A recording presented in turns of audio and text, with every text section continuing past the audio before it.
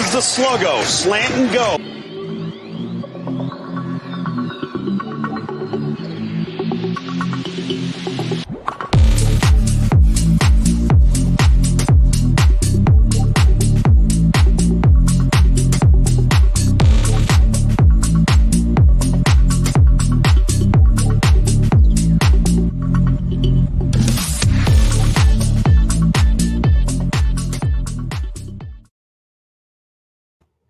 Casey the Beef Cregan. It's Wednesday. We're talking. I just watched Seth Beer tie up the Astros Diamondbacks game. Diamondbacks now have the bases loaded. It's one out in the bottom of the 10th. It's 2-2. And if you hear screaming in the background, Parker Coleman's watching the Astros game about 20 feet outside this door right here behind me. So it may not be a good. We may have to. This could be the first bleep of our whole 87th show. It took us 87 shows to we didn't even bleep Pauk. So this could be. That's good. Wouldn't it be ironic if we had to bleep my 15-year-old and not Pauk? Oh, what's up, buddy? What's been going on this week? You're traveling again. And that is it. Diamondbacks walk it off. Seth scores a winning run. Nice. I am currently hopped up in a hotel here in Greenville, downtown Greenville, South Carolina. Went to the baseball game yesterday. That's not why I'm in town, but it was a nice added perk as to being here. Man, it's awesome staying down here. I lived here for 3 years, and spent some time downtown, but just to be able to stay right here, Main Street is literally right there out my window. The Peace Center's this way, right across the street. So it's a nice spot, man. I'm enjoying it. I told my wife I may never leave. Yeah. Well, how did she take that? Did she say good, or did she? I'll be on an airplane tomorrow, heading to New Jersey to see the family. So. Good. How long have you been away? It's been like a week, right? This is just a week, but yeah, I'm bringing the little guy back, and my wife's staying. So I don't know if she's trying to tell me something or not. I don't know. It's going to be a party on the island when when you get back to the island. A party. I could see you two guys just riding around that island on the golf cart, enjoying it. Fun. Hey, how was your weekend, Beef? It was good. The last weekend was good? Okay. Anything crazy happened to you? Oh, no. I went over I saw Locks. That's right. Yeah, that's right. That was fun. It was good to see him. Hadn't seen him physically in a few months, and now that we live 45 minutes away from each other, once I hit land, it's a nice perk. So it's always good to see him and his wife and kids and stuff. It was a good time. And I lost in horse to his son. So. Cool. Well, the YMCA superstar. Right. If I was a good host, I would have, the picture you guys so rudely shared with me, I would have shared it with this group here, these 11 people that are watching. But I'm not a good host, and therefore I did not have the picture up. But I do want to bring up these comments. Marty lost his facial hair. I did. It irritated the crap out of me, and I couldn't sleep. So I could not go all Houston, burn it. Wait. You're in Greenville, bruh. So Houston is, last week you forgot. I told you to talk to Houston. I know. I did mean to. Yesterday got away from me, but. Kevron's confused. He thinks you lost your facial hair. I did. But anyway, yeah, I had to shave it. I could not sleep. It was itching so bad. I don't know how Houston does it, but, congrats. Well, let me tell you how my weekend went. Wake up Saturday morning. I'm doing my normal stuff, right? I'm cooking breakfast and cleaning up and doing whatever I do on Saturday. I'm an early riser. You know that from my highlight videos, etc. And so I'm doing all that. My wife gets up and she says, "Hey, I'm going to camp to what's it called? CG camp. What's it called? Games. Anyway, exercise, right?" Okay. I always joke with her and do this like she's doing the whatever. And she says, "I'm not doing that. I'm running." So she comes back and says, "What are you doing?" On the text, I'm upstairs. She's downstairs. I say, I'm writing for Rubbing the Rock, right? I got a few quiet minutes. Kid's still sleeping. She's gone to to exercise. And she says, I said, why? Why do you need to know what I'm doing? I'm just upstairs. And she says, I think I need you to take me to the emergency room. Okay. End of writing. I run downstairs, and she has hurt herself exercising. And Beef, this is why I'm totally against exercise. Especially since the pandemic started. You may have noticed I'm kind of getting heavy up top. But anyway, she turns out we didn't go to the emergency room. We went to the after hours clinic, which is across the street, and she broke her ankle. Oh, she fractured her ankle. That's why this show is called Fractured. So we have a wife with a fractured ankle. We have a 15-year-old who we need to do better at getting him to do things for himself. And this is a good time for him to learn. And we got me overwhelmed with 17 projects. See, just last week, I thought I was having a bad week. It got worse. It got worse. But we have a 2-story house, and she can't go up and down, and her coffee's down, and the food's down, and the bed is up. And what a fiasco this is. That's why we have kids, Marty. That's why we have kids. So they can help. Yeah. Well, let me give you parental advice. I give this to you from time to time. Train him to be self-reliant. That's a shortcoming on my part and my wife's. She is Hispanic, and she likes to do right for everybody. And that includes me and her baby boy. And I have to tell her over and over and over not to do everything for him, because one day he might be 40, but he's going to be out of the house and he's going to have to learn how to, microwave a pizza or something. So anyway, fatherly advice. Robbie Posey is tuning in from Summerville, South Carolina. Robbie, so glad to have you. Appreciate you. Don't remember the name if you've chimed in before, but if you're new, thank you so much. He has. I remember Robbie. Yeah. Thanks. So that's my fatherly advice, Beef. Teach your kid to do something before he turns 40. So if you ever need help, he can help you. How about that? Perfect. Pretty good. Hey, Beef, I don't know if you know, but I do know that you know Clemson has 2 commitments in the last 2 days. Chris Vezina, 4-star quarterback, number 52 overall, the 7th-rated quarterback out of Birmingham, Alabama, committed yesterday. A big get for the Tigers, one of the 2 quarterback offers they had. Of course, the other one was Arch Manning, who we knew wasn't coming to Clemson. But Vezina's a big get for the Tigers, and kind of keeps it moving for a position that at one time was stocked with 5 stars at Clemson, then got thin real quick, and now they're building it back up. But a big get for the Tigers and Dabo Swinney yesterday, and a very cool video when he committed to Dabo in his office.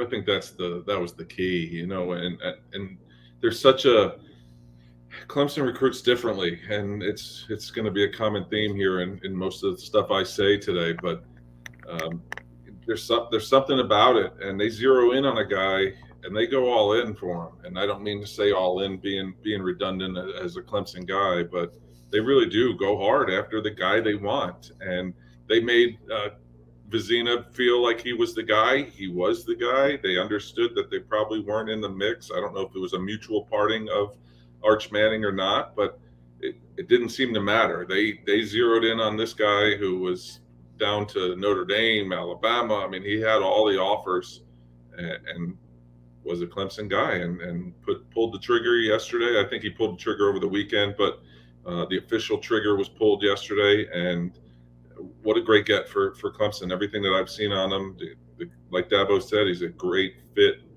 for Clemson, and Clemson's a great fit for him. So there's something about it. The JP has warned us. He's warned us, saying that they're starting to heat up. I think the last 2 days, if that's any indication, Clemson fans are going to have a good next couple of weeks. Yeah, and Robbie Posey says Tigers are heating up in recruiting. Hey, Robbie, it's not all over yet. There's still the best is yet to come, or I don't know if it's going to get better in Vezina, number 52, but more is yet to come. And I think for me, the video, the coolest part is what you said when Dabo said, you're perfect for us and we're perfect for you. because Clemson is not going to take everybody. We know that they're not going to offer everybody. I think I heard Dabo say last weekend when he offered an offensive a lineman in one of those videos it showed, he said that you're our 78th offer or whatever. I mean, there are teams out there with 7 or 8 quarterback offers. Clemson has 78 in total, or it was 78. I don't know what it is now, but last weekend it was 78. John Chancey says he's keeping his fingers crossed there are going to be a few more in the next month. I think I don't know about the timing the next month, but obviously there'll be more coming, and we'll know more about that in the next few days. I'll say that. So the second one was Reed McKeska, tight end, a 3-star out of Texas. Now I find this interesting because A, I'm in Texas, but B, if you travel enough back roads of Texas and some interstate, I think you'll see McKeska's barbecue. Have no idea if they're related, but that's the first thing that went to my head was McKeska's barbecue. But Reed McKeska, which I know nothing about this young man. I know he's a 3-star tight end. I don't know if you have any additional information, but another good get for the Tigers. Just big bodied, and I think he's another guy that they zeroed in on. He was the guy that they wanted at tight end. It's nice. They didn't have. I think they only had 2 offers at tight end, and again, if they go all in to the one guy, if they don't get him, all right, they move on. But I think it's once again, it was kind of the mutual love society here, and I meant to cram before, but I had other things to cram for. I have not watched him yet, but I plan to, because I think it's just always exciting when Clemson gets a guy. Yeah. And that's not named Batson or Sweeney. Or, those guys are nice. Pearman. We'll love them all, but yeah, Pearman. They're fantastic to have on the roster. But it's good when they go out and get a guy that they really seem to want, at least from this bystander perspective. Well, and those Texas pipelines are still open, right? With Kate Klubnik and Reed McKeska. That's now 2 tight ends. Of course, the other one was Gene Stallings' grandson. So that might as well have been one of those names you mentioned. But so 2 tight ends from Texas over the years, but that'll be 2 years in a row, a Texas recruit in the Clemson class. And, we heard it a long time ago, but it's still true today that they're not going to, get 7 or 8 guys from Texas. They're going to get a one here, one there. It just happens that the 2022 one could turn into one of the biggest in years. And let's turn to that. Let's turn to the spring game and talk about what we saw on Saturday. Not a lot, right? But it's really hard to judge. I saw this, this stuff about the offense didn't do this and didn't do that. Well, when Miles Murphy can get within 3 feet of you and they call you down, or maybe 6 feet, whatever, it's really hard to judge the offense on what they did. Saw some good things from DJ, some not so good things. I don't know that I thought he was going to be magically fixed by losing 20 pounds or whatever he lost. But the same thing happened. I'm starting to wonder if he's snake bit, right? He throws a perfect pass to Ngata and he drops it after Ngata makes a ridiculous catch on the play before that. And then they end up punting on that drive. And it's just, he makes a bad play. He misses a receiver, right? And then you go, okay, then he comes back and he throws a bullet and hits the receiver and the receiver drops it. I can't explain it, but he's like snake bit or something. And Kate Klubnik, we don't have to spend a lot of time because it was a spring game, but he looked pretty good for a guy who's been on campus a couple of months. You ready for really good analysis? Sure. I saw nothing that I didn't know already. Literally, yeah. That defense is. I think that was most of the issue. I truly do. That defensive line, I don't care who they're throwing at offensive line. That defensive line is stacked, and they had them equally distributed between the white and the orange team, and neither one of those guys had time. Did Klubnik look good at times? Yeah, he's 1 touchdown. He was thrown off his back foot. I know, as pretty as it was, Streeter's probably like, that's not how we do it, the son. So, I mean, he was getting praised for that, which is great, and I hope the kid is the next best quarterback that Clemson has. As far as DJ, I don't know. I wasn't unimpressed with him, but I wasn't impressed. But I think you're exactly right with the snake bit. There's just something about it. He throws a great ball, and he had a few of those last year too. And He did. a few, but he throws a beautiful ball and it gets dropped. He throws a beautiful ball and it goes for a touchdown in the corner of the end zone with two and got it versus Syracuse. I mean, like, I don't know. I just want everyone healthy, and that Dakari Collins falling on his collarbone just scared the bejesus out of me. With already having how many guys out? There were 20 scholarship guys not playing. What were we supposed to get out of it last week? I like the depth at the corner position. I was a little concerned about that. I thought guys like Sheridan Jones looked really good. I love the freshman safety Coville. I thought he's going to be like teaming him with Makuba. Oh Lord, this is going to be some fun on the back end. Feel bad for guys like Landon Sanders who may get passed by some of these freshmen. It was good to see football, but it's a practice, and it wasn't even a good practice because of how many guys were missing. Yeah, and you got Dabo back there yelling stuff and whatnot. So, it's just weird. You got Eric McLean on the field with Dabo. It's not a real game atmosphere. There wasn't a lot to take away. You're right. Nelson asks, are the rumors that Tony Elliott and Virginia have a shot at Arch Manning any truth? Probably false hope for them. All I heard was Arch's sister plays soccer at Virginia, I think. And that was the reason for there. There's a lot. There's deep roots. I have a really good friend who's a Virginia guy. He doesn't think it's true, but there is deep Manning ties, and it's usually in-law ties. So it's a sister. Well, his sister. That's, I guess, that's not in-laws, but Peyton's wife, all of her family. There's that wasn't just a pity visit. Okay. So I think they have about as good a shot as Texas. That's that. Wow. Okay. I thought Texas was the leader, and you're telling me they have a good shot. Beef. That's why you're on this show, buddy. That's for all this recruiting info that I didn't know. John Chance says Rivals has McKeska as a 4-star. He personally reminded me of Wesley Walls, Ole Miss Panthers tight end. Well, gee, he has nothing to live up to now there, Mr. Chancey. Appreciate it. Wesley Walls played for the Panthers. Yeah, and I haven't seen him. Beef mentioned he hasn't seen him either. So definitely appreciate the insight, John Chancey.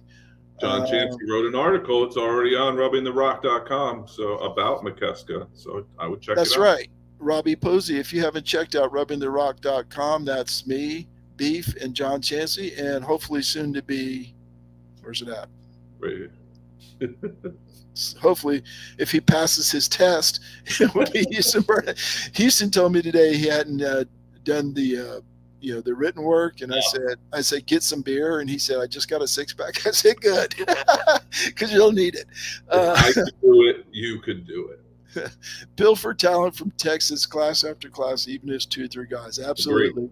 Probably going to get harder when Texas goes to the SEC also, because the SEC draw. I warned Texas fans that A&M would go up in the recruiting. This was before Jimbo. They didn't believe me because of the SEC. Now they're believers, and they're actually moving to the SEC. Robbie Posey says defense will be dominant this year. Scary. I agree with that. Everybody stays healthy. We're looking at an elite defense here, but Brent Venables or not, but hopefully everybody stays healthy. And let's see, Houston. Also, to end the debate, there was definitely 35,000 at the game Saturday, just not the full game. Okay. I don't get those debates with the Gamecocks. Not interested in those debates. R.W. Smith, Casey's bud. Is it time to change up the spring game format and events around it? Very flat this year. I agree. He was there. He would know. I agree with that. It was very flat, but those weird games we saw a few years ago where you get 1 point for this and 6 and 9 points for that, and a defensive stop was worth 4 points or whatever. It's weird. The scores were all out of whack. It's a spring game though, so it really doesn't make any difference. I'm to the point now where what you said earlier is what I believe. Just pray nobody gets hurt, right? That's what the spring game is to me. Beef, how you feeling about ranting about Dabo or something about Dabo? Yeah, so I added this one today. I think I think it bears mentioning, but I'm talking to mostly Clemson people. We're Clemson guys here, so it's gonna probably be, preaching to the choir type of thing. But I got really, I won't say offended, it's not the right word, but I kind of always gets my ire up when I see people like Mina Kimes or this Blake Topmeyer from USA Today, or even people that know, like people like Paul Feinbaum, that every little piece of anything that Dabo says, Chris Lowe, is scrutinized to the nth degree.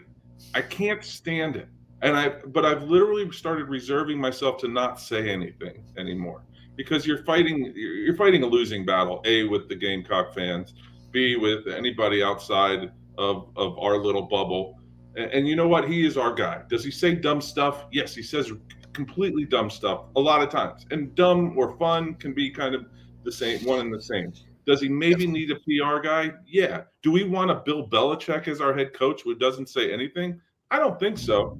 But sometimes Dabo kind of goes on the deep end. But for these people that literally live way outside the bubble to misconstrue 2 or 3 words and put that all over social media, Twitter, write a stupid article, and you and I were talking before the show, we understand the get clicks kind of life of journalists, even though we're not journalists, but we understand that world now.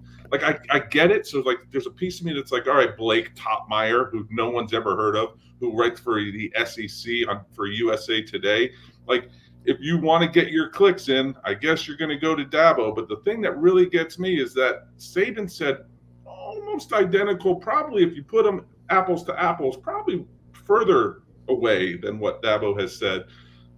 But Blake Topmeyer in a tweet today said something like, oh, this is how it should be said. It's like, I've tried so hard to, yes, I'm biased, I get it, but I've tried so hard to look back and just read it. Just take the names out of it and just read what was said in an interview. And it's really not that far-fetched, the things that Dabo talks about, even with NIL, even with transfers. Like, he is who he is. We love him. He's our guy. He's won twice. I just cannot stand people like Mina Kimes, who I actually liked. And I don't like Feinbaum, but like, I get but like, their audience is the SEC. So they're like, is it because Dabo beat their bell cow and probably their best team ever, even though that's been quelled the last couple of years, that now they have to talk trash? Thankfully, this is a kid's show, because I have a lot of expletives going on in my mind right now that I want to talk about. But I just needed to get it out there. It's not me it's me to get clicks, right? Because I know you got an article tomorrow. So. Yeah, me too. I took a different angle on this. I'm going to post an article tomorrow on rubbingtherock.com, kind of refuting the narrative point by point. But I also frame it, it's a Clemson, from a Clemson perspective. Take what Dabo said and read it as a Clemson fan, and here's what you have. I'm not against NIL. Come to Clemson. We have an NIL institute, but why would I be against NIL? I have many players that had NIL agreements. There's a NIL collective at Clemson. I'm not against paying players. I'm against, I pay my players for academic accomplishments. One of 22 schools that do it. All 130 could. Why don't the other 120 do it? I wonder why.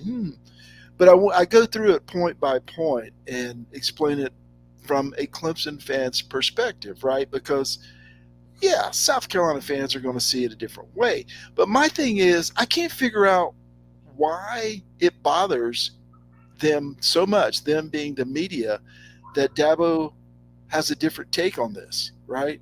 I can't understand why.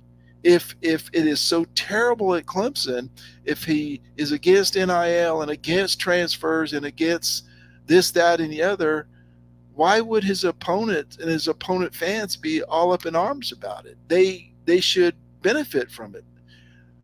They're up in arms because it's not true, right? They're making it up. They want to make it like this horrible thing. as a, de-recruiting or whatever. What's that term I'm looking for? They're trying to make it like he's against something he's not to serve their purpose.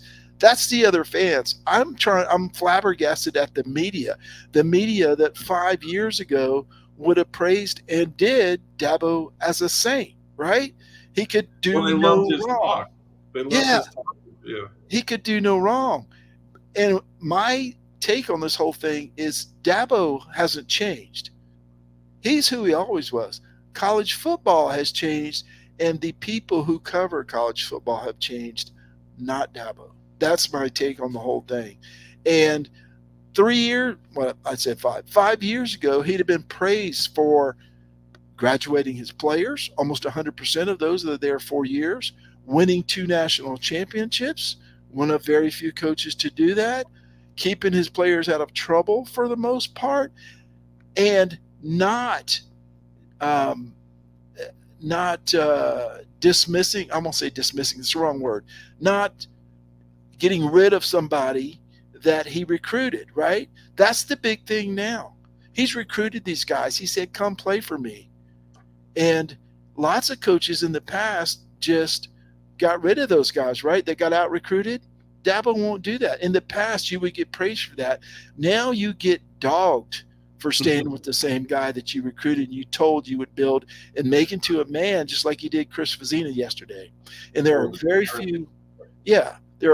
few and select football players, high school football players, that want to hear what Dabo says. I get that he's not going to have 40 recruits in a year like some of the SEC schools do. I understand that. I'm perfectly okay with that. As a Clemson guy, I'm fine with it. Don't worry about me. I don't understand why you're still worried about Dabo.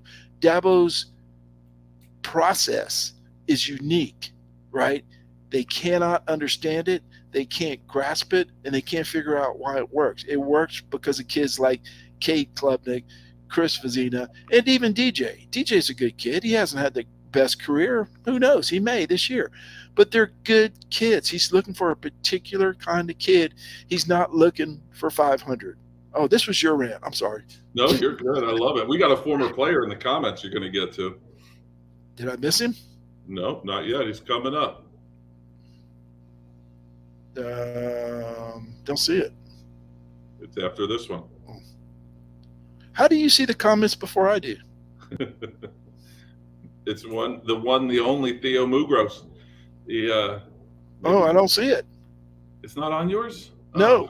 He said, I think it's great. Free publicity. They're helping us. Okay. That's a take. Yeah. I mean, if you met Theo, he's one of the scariest, nicest people on the face of the planet, living down there in Tarpon Springs, Florida. But he's a former player. He played for Tommy West and Tommy Bowden. Right? Yeah, and that's I agree. That kind of what I got to at the end is he's looking for a certain type of player, and that player here's what he's selling. And that's the other thing. Why, if he's so terrible, why do his ex-players continually stand up for him? There it is. Why did it take like 3 hours to get here? The Pony Express delivered to Texas. Yeah. And you said Theo played under Tommy West? Tommy West and Tommy Bowden. He can correct us if I'm wrong, but he's my age, so he's old. Great to have you, Theo. I know you've been on a show a while back. We appreciate you chiming in. I think it's great. Free publicity. They are helping us. But that's the whole thing. I don't understand why the media is fascinated with what he's doing and how he's doing it. He's doing what he said he was going to do. I'm going to graduate players. I'm going to win football games, and we're going to do it the right way. And they hate it. They can't stand it. It drives them nuts. Wacko, crazy. Well, my last thing, I was sitting today, actually, after my workday with all 2 former players as well, one a lineman, one a former running back, a beloved running back. And I just asked them straight up, and because I was talking about this very thing and this is probably what raised my ire. And the former running back didn't play. Yes, I guess he did play for him. Reggie Merriweather is his name. And so I was asking Reggie what he thinks, and he was laughing too, kind of like Theo. He's like, it doesn't matter what Mina Kimes things.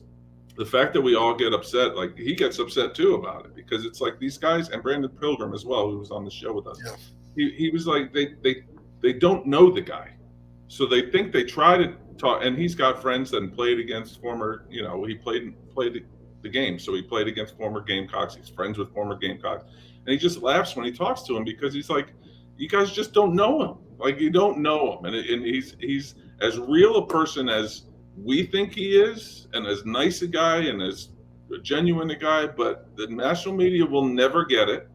And he goes, Case, you need to stop. You need to relax, because they're never going to get it. And nothing that your little face is going to do on Twitter.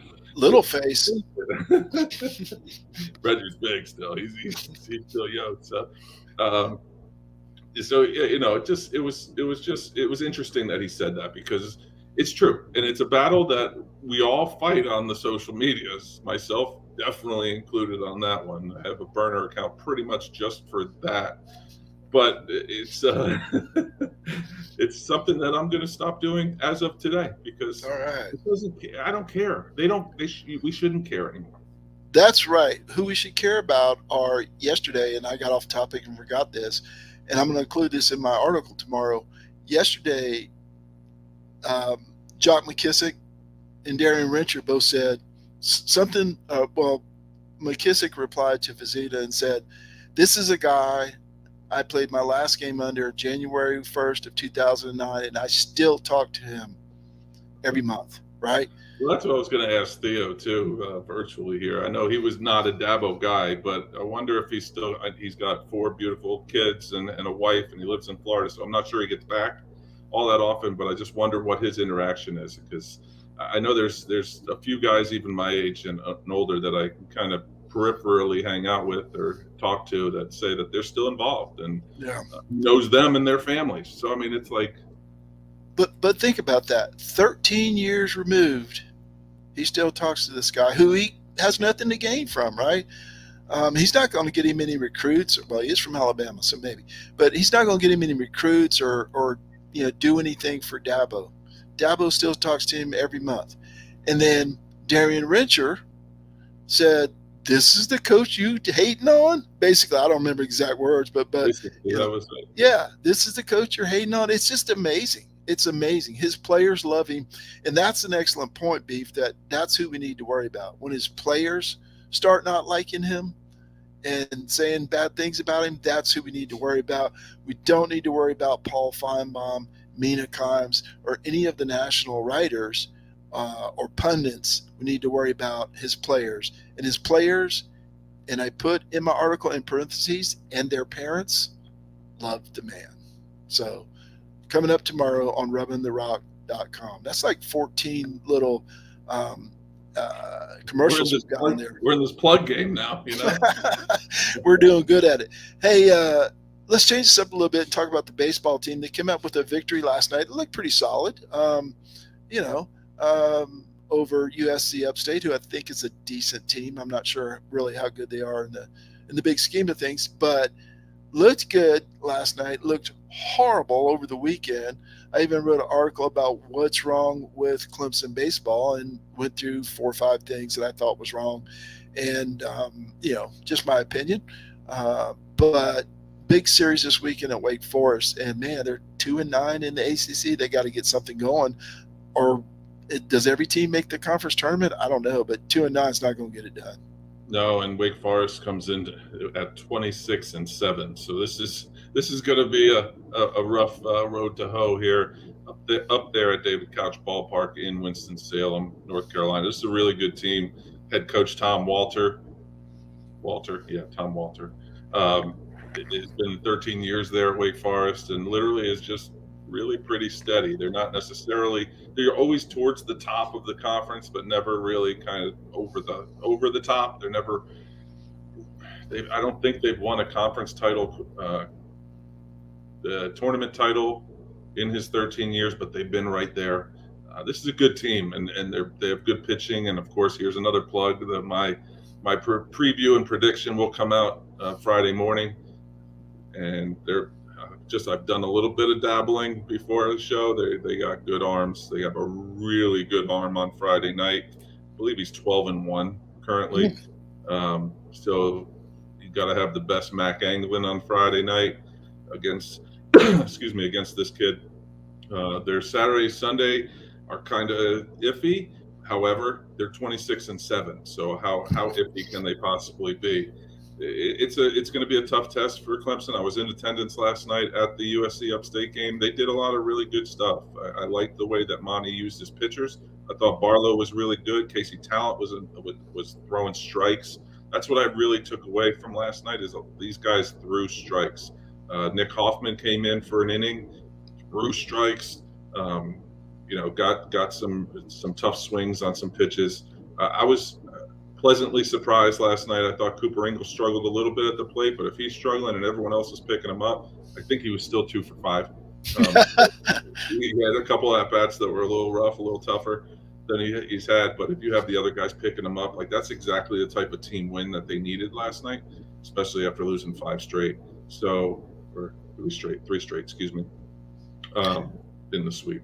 Well, I was going to say I was in and out with everything going on in the house that I mentioned earlier, but in and out of the game, but I heard Caden Grice, it looks like he might be coming out of it a little bit, getting some hits. You should have seen the ball pop off his bat 3 different times last night.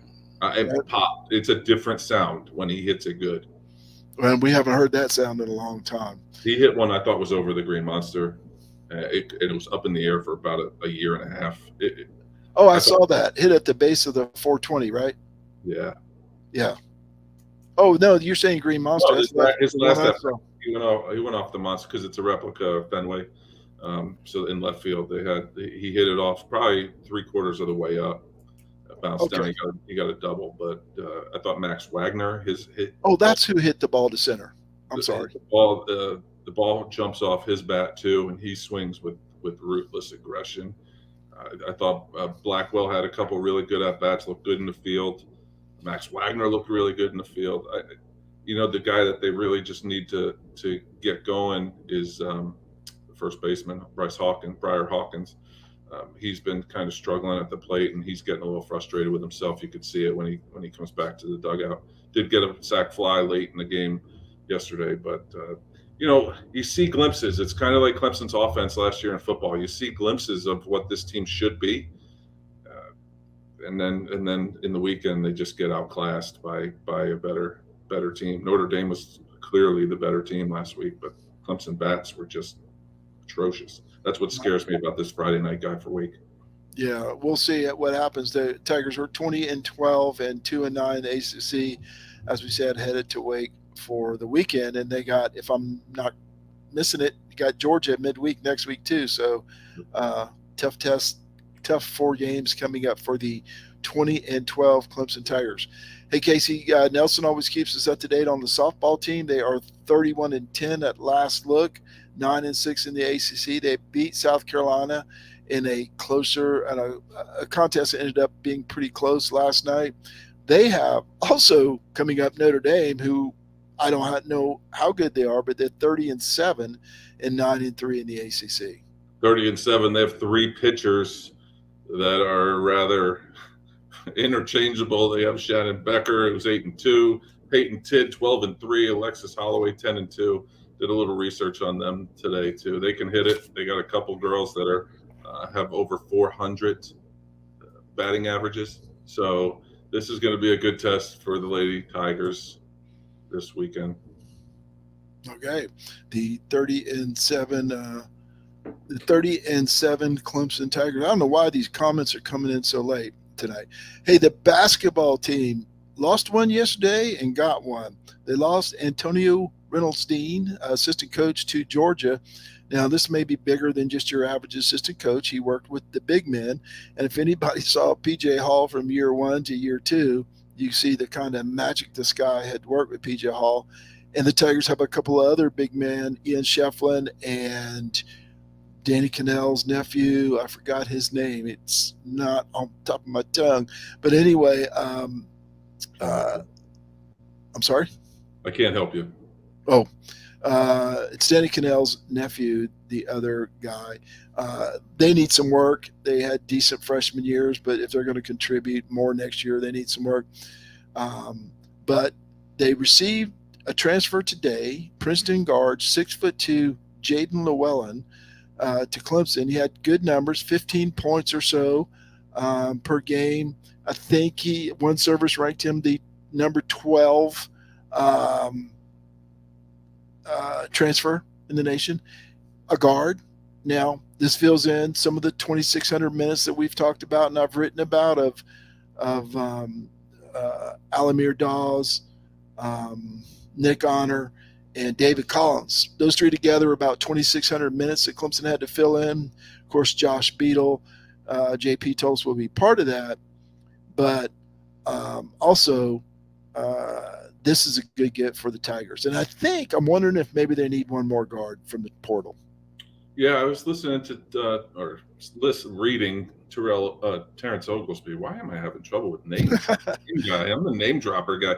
I was reading Terrence Oglesby. He was saying that they needed a scoring wing in a bad way, and I know there's a transfer from Wofford. I think Wofford, who's 6'5" and can score. Was averaging 15, 16 points. But I did dig in a little bit on this Llewellyn kid, especially being a Jersey, well, at least Princeton guy. And he was highly rated transfer. And we know Brad Brownell has no problem building his roster from transfers. As JP said, someone said, oh, they're calling 6'2" big. JP said it's better than 5'9". So I think that's a great point. You know, sometimes I think you see in the NBA and some other colleges that you're talking 6'6", 6'7" at the guard position. Well, Clemson's not there yet, but hopefully they can be. Hopefully they get another guard, which I would foresee based on the way that the lineup kind of works itself out for next season. But I don't know how many 6'6", 6'7" guards are out there in the transfer portal. Could be a ton. I know there was 8 guys from Georgia that are transferring, so maybe there's a guy there that could be decent. But we'll see. I mean, Brad Brownell got his vote of confidence, if you will, from Graham Neff, and he knows he was out there 14 minutes today talking to the media in his opening statement about how he knows the pressure's on, and he's picking up what Graham Neff is putting down in his letter to Clemson fans about wanting to be consistent and wanting to be competitive. Yeah, and I use the word with the guards. I use the word bigger, right? They're going to be bigger. They're not going to be huge. They're going to have the 6'5" guys that North Carolina has. But Chase Hunter is 6'3.5". Alex Hemingway is 6'3.5". The one guard, one of the Chauncey's from Dallas, Gibson, I think he's 6'6", and this guy's 6'2". You know, that's 4 inches. Well, we would say significantly bigger than Alamir Dawes and Nick. Yeah, that's anywhere from 4 to 5.5 inches taller. That's significant. That's the difference between a 6'7" guy and a 7-foot guy, for example. That tells you how significant that is. And you know, the writing was kind of on the wall for me. I kind of saw this coming. I was like, the 2 short guys are transferring. The bigger guys got more playing time. Chase Hunter, as the season went on, you know, it kind of tells you where they're headed. Maybe and David Collins did a great job on the boards. And it tells me with, you know, I'm not a coach. You were closer to the program than I am, but it tells me that Collins did a great job on the board this year, and that's going to be part of Brownell's plan, right? To have the guard, that guard at least, be a part of the rebounding game because it worked so well with Collins this year. My high school coach didn't want the guards to have anything to do with rebounding, but that was 157 years ago, I think. Anniversary coming up, but reunion coming up. But it tells me that he wants some bigger guards for a lot of reasons, to get shots off. Sometimes we know Honor and Dawes struggled. They were good from outside at times, but driving down the lane, you know, smack when you're playing somebody 6'5". So good and bad. I think it's that depending on who they get for Antonio Reynolds-Dean, you know, that's going to hurt the development a little bit, because PJ Hall, whether Dean had a lot to do with that or little, whether PJ Hall had most to do with it on his own, he improved significantly over his freshman year, night and day, and hope to see that next year also.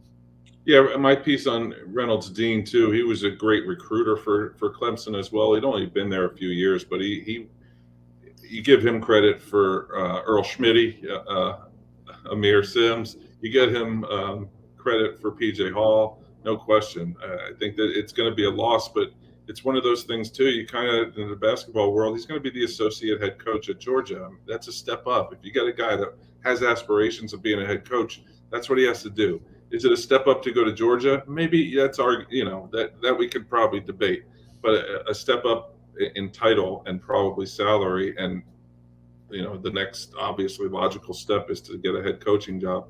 If that's what these guys want to do, you kind of tip your cap, say thank you, and move on. But Brownell will have somebody. Yeah, absolutely. Haven't been a boss before in my life. Not a boss, I hate that word. A supervisor, a manager.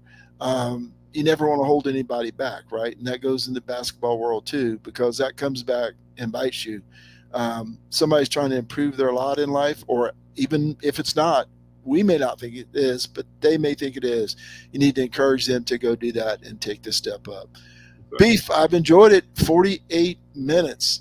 We went longer than last week when we were chastised for having such a short show, but Dabo got us both fired up. And that's funny because I never talk about it on social media, right? I don't. I just ignore it. And you did, well, except for that one account, you don't either. But we both went off tonight. It was great. It's great to have Theo in the comments, an ex-player, and everybody else. We appreciate you joining in and commenting. We really enjoyed. That's what we're here for, the comments, the interaction. Beef likes to talk, and apparently I do too tonight. That's great. We also had Brandon and Lynn Pilgrim in there, the aforementioned Brandon Pilgrim. It was probably Lynn tonight, but I saw her come up too, so hello to them. All right. Let's say goodnight and get out of here. All right. Thanks to everyone in the Seldom News Reserve College Football Discussion Facebook group, especially Nelson Wilhite for all his help. Uncle John McGee, as always. Sluggo Podcast, each and every one of you who listens, likes, shares, and participates. On behalf of Marty, Seldom News Reserve Coleman, I am Casey the Beef Cregan. Make sure to check out rubbingtherock.com for all of your Clemson opinions. And thank you so much for listening. We'll see you right here, hopefully next week on Sluggo. We'll figure it out. John Chancey, thank you. Nelson Wilhite, thank you. Thanks to everybody who listened and chimed in. Till next time. We'll see you next time on Sluggo. Thanks, Case. I think we're done here.